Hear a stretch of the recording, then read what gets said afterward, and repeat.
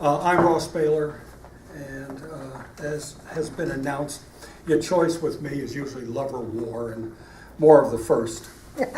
Good. This first is from my time in Korea about 40 years ago. Yeah. The lieutenant and the Red Cross girl. I was the lieutenant. In the land of morning calm served. The land of morning calm, by the way, is Korea. In the land of morning calm served Red Cross girls when I was young. My charge their virtue to preserve. I failed, disgraced, but not unsung. Uniformed, I cut a figure. Captains, though, grew everywhere. Why she favored me, go figure. We took our comforts without care. Southern to the quick was ginger. Accent one could truly slice. Not for me to palely linger, I surrendered in a trice. Quonset hut, our lover's bower, silks, abrasive army wool. Bundling there in stolen hours, winter somehow seemed less cruel. All too brief our interlude, duty called she must obey. On other frontiers she'd undo hardship with her gentle ways. At the airport passers-by, our farewells heard sharp and sweet, doubtless paused in wild surmise, loves for gymnasts in a jeep. How these memories do persist, hard as passing years may be, it remains that Ginger kissed me, playing Jenny to my Lee.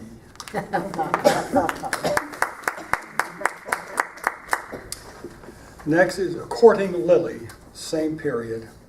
In the land of morning calm, I'd lost my heart when I was young. 40 years since I confide, unwise perhaps, but not unsung. A dust-up with a pompous major had me reassigned to soul. Silently I blessed him later for playing his unwitting role. I'd reported in that first day, formerly was my career in civil matters underway. Day job this, my night work nearing. Crowded was the noontime mess hall, servers' ballet on display. There come to life a china doll, likely outweighed by her tray.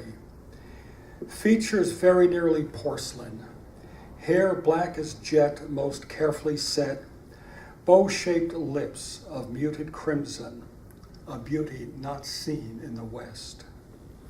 Loveliest in all the city, I thought Lily from the start. Her motive, whether love or pity, cast this fool in wondrous part. Our courtship was direct and then some, such was the nature of the times, even-handed still the outcome. I was hers as she was mine. Then her bed there put to use, to my delight and disbelief. Still profound my gratitude to fate that gave so generously. That's it. Again, road march to Toko-ri. In the land of morning calm, spring rested captive landscape free of winter, and we take up marching there and back from Toko-ri. Twice each week, 'twas just at sunset, troops formed at the postern gate, sergeants echoed at the route step, time to move the hours late. Order rather less than strict, out the gate and up the road, captain with his swagger stick. Through the gathering gloom we strode. Cresting ridgeline, jump boots drumming, spread below idyllic scene, redolent of human function, paddies sported April's green. Raised on mounds among the shoots, conjured in some painter's mind, daub and wattle huts, thatched roofed, unimagined in our time. Out of sight of fence and wire, one could scarce conceive of harm, yet in that piece of heart's desire, tens of thousands stood to arms.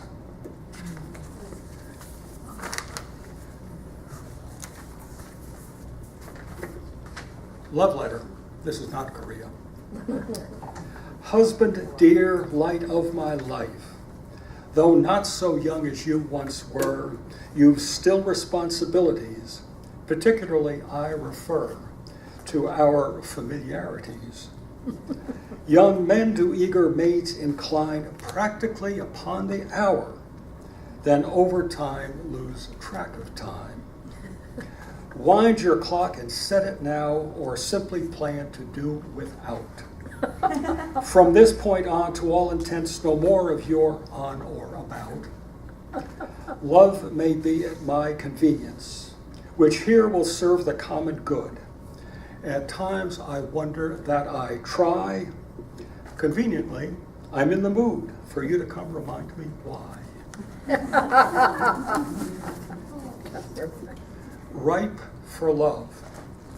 Thursday, Publix, produce sighting, with my list of scribbled jottings, hefting, squeezing likely items, struck dumb midway through my shopping. By the honeydews of vision, near the autumn of her days, but well nourished by the seasons, I gaped as she addressed my gaze. The honeydews are of a size that promises they're succulent and mirror those you seem to prize. It may be these last are meant for you. Might not all stroll these aisles, poised so as to communicate, without perhaps your urbane style, their preferences in size and shape. Indeed, a sort of clearinghouse for every tryst and rendezvous from one night stand to likely spouse. And not only honeydews will do.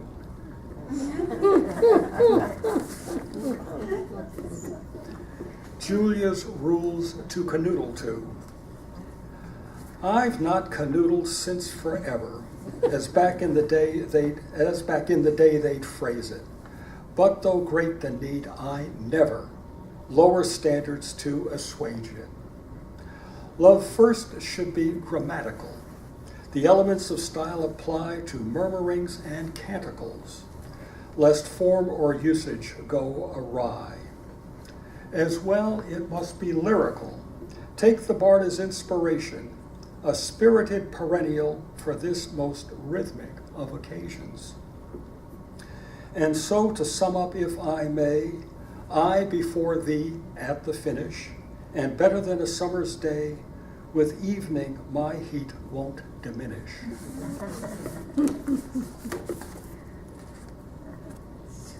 The art of the shower. Falling first on Julia's tresses, catching briefly on eyelashes, dripping off her nose these freshets, find her smile quite unabashed.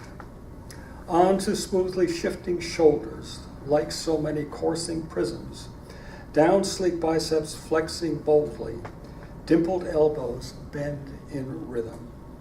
Over spun silk, forearms gliding, passing slender wrists that she, fingers water slick and sliding, might artfully attend to me.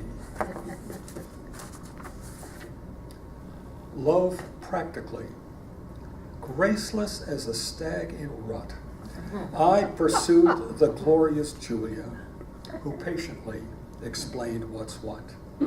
Not a chance until I've schooled you.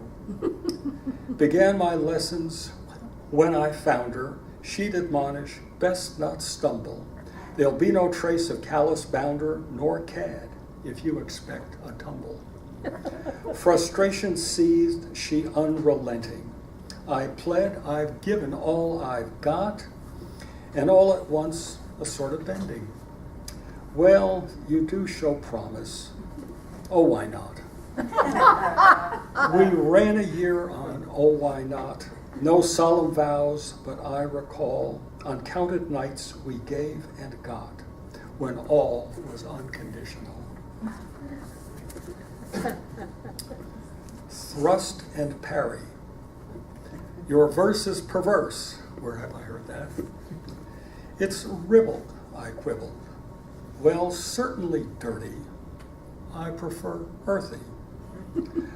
Provoking, evoking. How about stroking? Ah, subtly suggestive. Are we feeling receptive?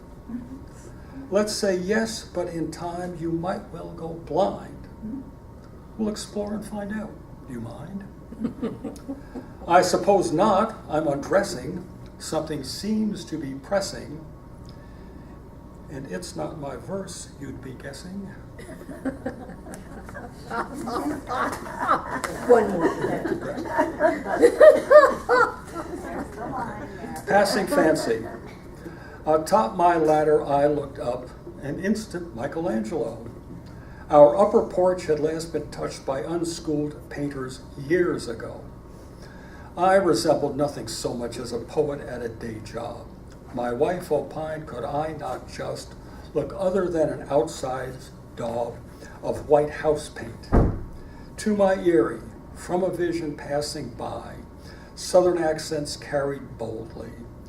I've need of a workman, and I guess you're sometimes paid in kind. When I was free and 21, I gave myself for love, then signed my life away. Those days are done.